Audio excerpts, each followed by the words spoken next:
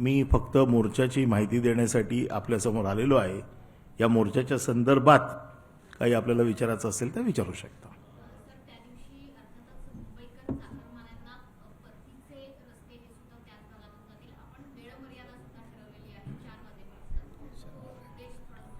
म्हणून आम्ही शनिवारी मोर्चा ठरवलेला आहे. सर्वसाधारण मुंबईकरांना त्रास होऊ नये म्हणून मोर्चा हा 1 ते 4 या दरम्यानच आहे.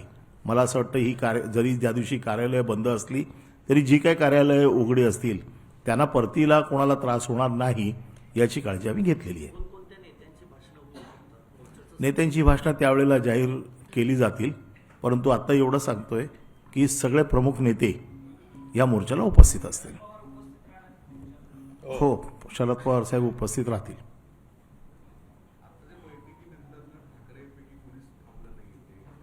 ते मोर्चामध्ये आपल्याला सगळं जे काही सांगायचं त्यांना त्यांचे विचार मोर्चामध्ये मांडतील. ही मीटिंग जी होती ही मोर्चाच्या प्लॅनिंगची मीटिंग होती, प्रेस कॉन्फरन्स नव्हती. त्यामुळे प्रेस कॉन्फरन्सची जबाबदारी नाही. आपण जो प्रश्न विचारत आहात की ठाकरे कुटुंबीय उपस्थित नाही, तर ही प्रेस कॉन्फरन्स नव्हती.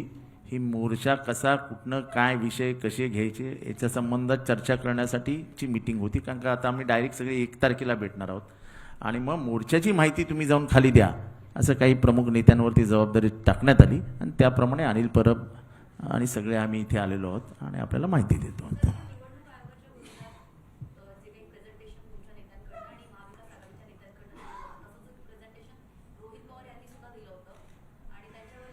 असं आहे की खटले दाखल होणार, पोलीस दबाव टाकणार, राज्य सरकार यंत्रणा वापरणार.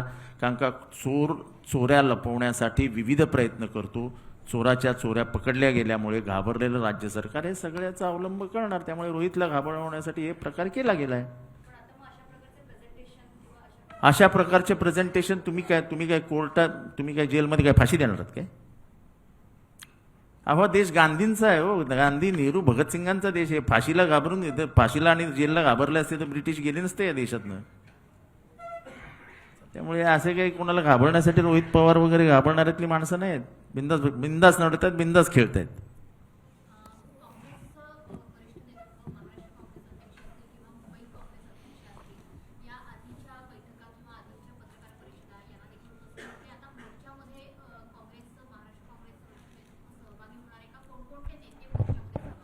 या संदर्भामध्ये निश्चितपणे काँग्रेस पक्षाचा पूर्ण पाठिंबा या विषयाला आहे. कारण काँग्रेसचे नेते राहुल गांधीजींनीच या विषयाला वाचा फोडलेली आहे आणि त्यामुळे संपूर्ण देश पातळीवरती विरोधी पक्षांची जी काही एकजूट या विषयावर होते त्याचं मूळ कारण काँग्रेस पक्षाचं हे धोरण आणि काँग्रेस पक्षाची भूमिका या संदर्भामध्ये आहे. आणि त्यामुळे काँग्रेसचं नेतृत्व महाराष्ट्रातलं हे आपापल्या कामामध्ये व्यस्त असल्यामुळं आताच्या या मोर्चाच्या संदर्भामध्ये पाहायचं आलं तर वरिष्ठ नेतृत्व निश्चितपणे त्या ठिकाणी उपस्थित राहणार आहे. याच्यात काही शंका बाळगण्याचे कारण नाही.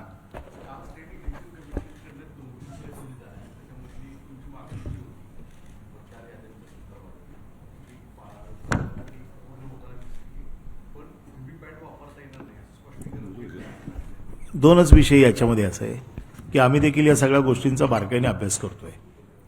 आमच्या ज्या मागण्या आहेत, आमची अतिशय स्पष्ट मागणी आहे की मतदार यादीमधला घोळ दुरुस्त करावा. आम्ही जे काही आक्षेप नोंदवलेले आहेत या आक्षेपावरती आम्हाला जो न्याय आम्ही मागितलेला आहे तो आम्हाला मिळाला पाहिजे.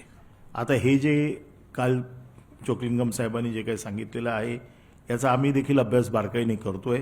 परंतु आमच्या मागण्या ज्या आहेत, हा मोर्चा आम्ही जो काढतोय या आमच्या आणि मतदाराच्या ज्या मागण्या आहेत त्याच्यासाठी काढतोय. एकच सेकंद त्याच्यावरती असं आहे की त्यांनी काल जे कारण दिलं व्हीव्हीपॅटच्या संदर्भामध्ये ते संयुक्तिक नाही याच्यासाठी की त्यांचं म्हणणं आहे की कायद्यामध्ये तरतूद नाही.